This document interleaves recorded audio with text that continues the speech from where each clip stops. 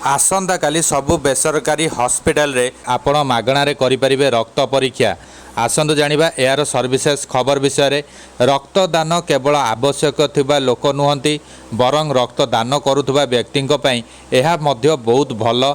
डाक्टरंक कहिबा अनुसार जे केही 2 मासरे थरे रक्तदान करिपारिबे। आसंता काली अर्थात 14 जून विश्व रक्तदाता दिवस समग्र विश्व में पालन करा जाए। एही समय जरूरीकालीन परिस्थिति रक्तदाता मानक निकट में पहुँचवा केंद्र सरकार एक नूतन पदक्षेप आरंभ करिसेंती।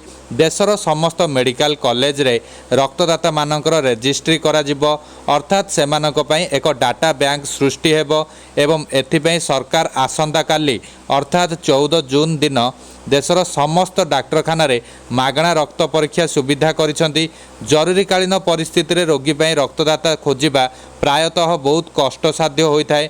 सेथिपई वर्तमान सरकार एक नूतन पदक्षेप आरंभ करिसेंती, जेउथिपई सरकारक केंद्र स्वास्थ्य मंत्रालय एही योजना अधीन रे भारतर समस्त राज्य को चिठी जारी करिछि।